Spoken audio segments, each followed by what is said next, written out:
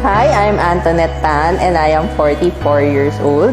I'm an online seller and a housewife. Back in 2019, on September, I was diagnosed that I had endometriosis. Dinala ako sa emergency room kasi hindi na ako makatayo, hindi na ako makalakad.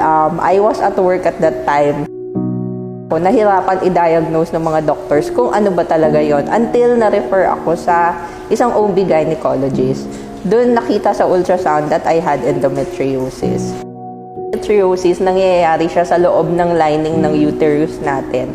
Hindi natin alam, nagbi-build up pala yung blood sa loob. May mga naiiwan na, sad to say, latak pala ng monthly period natin. Kung hindi nalilinis yon or kung hindi nagpo-flow freely, it would cause pain and even cysts sa atin. Endometriosis, marami siyang pwedeng panggalingan. Yung healthy lifestyle. Siyempre, nung medyo bata-bata din ako, andun din ako sa stage na mahilig magpuyat. I didn't mind stress. Mahilig din ako mag-double shift sa work. I didn't eat healthy food. Mahilig ako sa junk food. So, minsan, yung mga ganong simpleng actions, hindi natin alam, nakaka-apekto din siya sa reproductive health. Yung sakit niya, kakaiba siya eh. Yung para kang sinuntok na dinaganan ka sa tummy area mo, na parang nagre-revolution siya, na parang pag may dysmenorrhea ka, it's like times 10. Ganon siya kasakit. Having endometriosis, mahirap magkaroon ng monthly period kasi yung flow, daig pa yung heavy flow talaga. So, ang tendency, palit ka ng palit ng napkin, tagos, and very uncomfortable. As an online seller, naaapektuhan din yung function ko, yung production ko when I have my monthly period. Kasi nga masakit siya, ang hirap humarap sa tao na hindi ka komportable pag may period. Nung nalaman na may endometriosis ako, sad to say, they had to induce premenopausal medication. When I take that medication, may chance na hindi na ako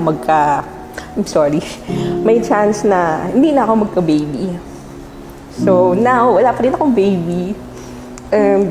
Siyempre, ang regret ko noon na sana nung ko pa inalagaan yung katawan ko, yung sarili ko. Until dumating yung time na I saw a friend post about this sanitary napkin. Una, sabi ko, ang cute naman ang packaging nito. And then, naalala nga niya ako, sabi niya, uy, it's good for your reproductive health. Sabi ko, paano naman makakatulong ang napkin sa akin? Kung yung gamot nga, hindi ako napagaling. At first, I was hesitant kasi sabi ko, girl, ang mahal naman ng napkin mo. Oh, I like that naman. Kasi syempre, loyal na ako sa ibang brands. Okay, when I first tried K-Pads, parang sabi ko, kaya-kayanin ba nito yung blood flow ko? Because it's so thin, mga ganun lang siya. And then, there's a strip in the middle pa. Sabi ko, ano bang purpose talaga nito? Matibay pala siya.